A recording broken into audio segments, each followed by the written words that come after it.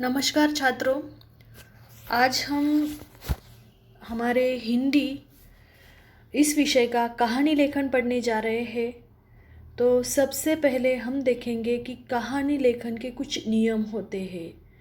तो कहानी लिखते समय हमें कौन कौन सी बातें ध्यान में रखनी है ताकि जो हमारी कहानी है वो उचित हो सके।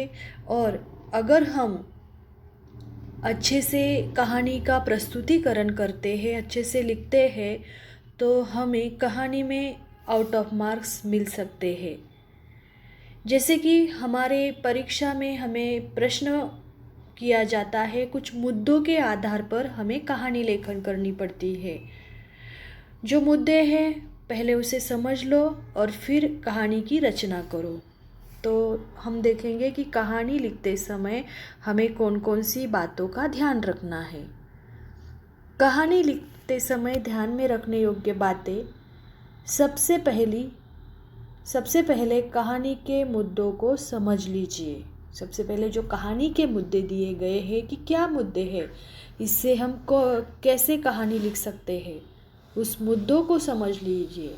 अगर हमें वो बिंदु, वो जो पॉइंट्स है, अगर वही समझ में नहीं आए तो फिर हम कहानी नहीं लिख पाते, ठीक से नहीं लिख पाते। लिख तो ज़रूर पाते हैं लेकिन ठीक से नहीं लिख पाते।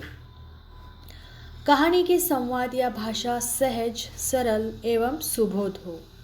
कहानी के जो संवाद है, संवाद मतलब जो कॉन्वर्सेशन है, वो कैसी होनी चाहिए, उसकी भाषा एकदम सहज होनी चाहिए, सरल होनी चाहिए ताकि हमें पढ़ते ही समझ में आए। कहानी के स्थान, पात्र आदि के नाम दीजिए। जैसे कि एक लड़की, एक गांव, तो हमें लड़की का भी नाम लिखना है। जैसे एक लड़की थी, गौरी उसका नाम था, उस गांव का नाम गोरखपुर था। जो भी हम मन से लिख सकते हैं। तो ऐसे कहानी का स्थान मतलब उस प्लेस का नाम, जगह का नाम भी आना चाहिए। जैसे कि उस राज्य का नाम था ये, उस गांव का नाम था वो। पात्र जैसे कि अभी मैंने बताया, गौरी, अंजलि, कुछ भी लिख सकते हैं आप। कहानी भूतकाल में लिखिए। और कहानी लिखते समय हमें एक बात बहुत ही उसे ध्यान देना है कि वो भूतकाल में ही हमें लिखनी है। क्योंकि जब भी हम कहानियाँ सुनते हैं तो वो ऐसा हुआ था, एक गांव था, एक राजा था, फिर उस राजा ने ऐसे युद्ध किया था, वो युद्ध जीता था। मतलब कहानी भूतकाल में ही हम सुनते आ रहे हैं और हमें जो कहानी लिखनी है वो भूतकाल में ही लिखनी है। कहानी 3 परिच्छेदों में बांटकर लिखिए। और कहानी जब हम लिखते हैं तो हमें क्या करना है कि उसे 3 परिच्छेदों में बांटना आवश्यक है। कहानी एक ही परिच्छेद में लिखोगे तो भी नहीं चलेगा, 2 परिच्छेदों में लिखेंगे तो ठीक है, लेकिन अच्छा है कि आप 3 परिच्छेदों में बांटकर लिखिए। कहानी को उचित शीर्षक दीजिए। जब भी हम कहानी लिखते हैं तो उसे उचित शीर्षक देना। उचित मतलब उसे जो शीर्षक है, जो योग्य शीर्षक होना चाहिए। जैसे कि शीर्षक कभी कभी क्या करते हैं छात्र की, बहुत बड़ा शीर्षक लिख देते हैं एक लाइन का। लालच बुरी बला है, ये तो सीख हुई है, तो लालच, ऐसे हम उसे शीर्षक छोटा और आकर्षक चाहिए। अंत में कहानी की सीख लिखना आवश्यक है। और अंत में जब हम कहानी समाप्त करते हैं तो कहानी की जो सीख है, जो हमें मॉरल मिलता है, मराठी में हम उसे क्या कहते हैं, तात्पर्य, वो लिखना बहुत ही अत्यावश्यक है। क्योंकि शीर्षक के कुछ मार्क्स होते हैं, सीख के कुछ मार्क्स होते हैं, और जो हम बीच में कहानी प्रस्तुत करते हैं उसके कुछ मार्क्स होते हैं। इसीलिए सीख लिखना भी अनिवार्य है, आवश्यक है।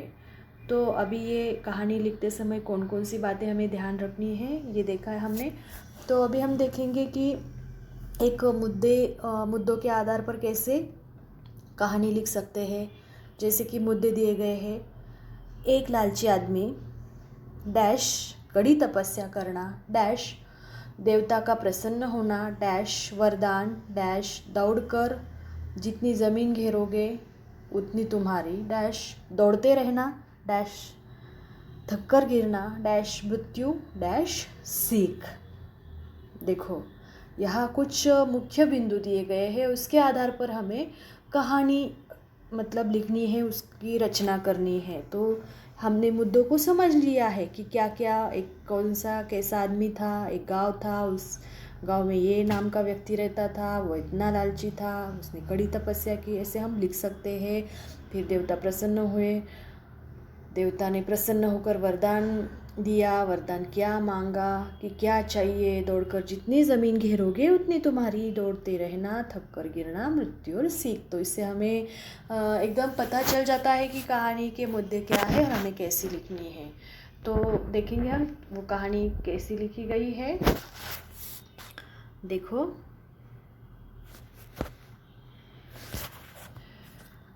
एक गांव में एक संपन्न आदमी रहता था। उसका नाम रामेश्वर था। उसके पास काफ़ी खेत थे, लेकिन वह बहुत लालची था। वह अधिक से अधिक ज़मीन पाने के लिए अधीर रहता था। देखो, यहाँ ये जो मुद्दा है, मतलब ये जो परिच्छेद है, उसकी समाप्ति हो गई। नहीं तो कोई कोई छात्र क्या करते हैं, 2 लाइन लिखते हैं और परिच्छेद चेंज करते हैं, और फिर 3 लाइन लिखते हैं, परिच्छेद चेंज कर, परिच्छेद बांटते, और 4 लाइन का एक परिच्छेद। ऐसे नहीं होना चाहिए। तो देखो, यहाँ परिच्छेद का मतलब ये हुआ है, दूसरा परिच्छेद शुरू होता है। एक बार उसने अपनी इस इच्छा के बारे में एक साधु से चर्चा की। साधु ने रामेश्वर को एक मंत्र बताया और उससे कहा, इस मंत्र का जाप करने से तुम्हारी इच्छा अवश्य पूरी होगी। फिर पैराग्राफ चेंज होता है। रामेश्वर ने साधु के बताए अनुसार जाप करना शुरू कर दिया। एक दिन उसकी तपस्या से प्रसन्न होकर देवता उसके सामने प्रकट होकर बोले, वत्स, तुम्हारी तपस्या से मैं प्रसन्न हूँ। क्या चाहिए तुम्हें? रामेश्वर ने कहा, प्रभु, मुझे वरदान दीजिए कि गांव में मेरे पास सबसे अधिक ज़मीन हो जाए। Paragraph change. देवता ने कहा, तथास्तु। बेटा, सूर्यास्त होने के पहले दौड़कर तुम जितनी ज़मीन घेर लोगे उतनी ज़मीन तुम्हारी हो जाएगी। फिर देवता अंतर्धान हो गए। रामेश्वर ने दौड़ना शुरू किया। वह दौड़ता ही रहा। आखिरकार वह बेहोश होकर गिर पड़ा। लोगों ने दौड़कर उसे उठाया, किंतु उसके हृदय की गति रुक चुकी थी। जमीन के लालच में रामेश्वर ने जान गंवा दी थी। और सीख, इससे हमें सीख मिलती है, लालच का फल अच्छा नहीं होता। तो या फिर हम ऐसे भी कहते हैं, लालच बुरी बला। तो देखो, यहाँ कहानी का शीर्षक क्या दिया था, लालच बुरी बला, और एक शीर्षक दे सकते हम, अत्यधिक लालच का परिणाम। तो देखो, यह कहानी कैसे परिच्छेदों में बांटा गया है। जब भी संवाद आए हैं, वो डबल इन्वर्टेड कॉमा आया है, वहाँ कैसे उन्होंने संवाद मतलब प्रस्तुत किए हैं। तो इसे हमें पता चलेगा कि जो कहानी है वो कहानी कैसे लिखते हैं। तो कहानी में ध्यान में रखने योग्य बातें भी आपने सीख ली है, कैसे कहानी लिखते हैं ये आपने देख लिया है। तो शीर्षक, सीख और कहानी का परिच्छेदों में बांटना, मुद्दों को समझ लेना और फिर कहानी लिख लेना, 5 अंक हमें मिल जाते हैं। तो इसी प्रकार आज हमने कहानी लेखन पढ़ा है। हम फिर से मिलेंगे अगले वीडियो में अगला विषय लेकर। तब तक धन्यवाद।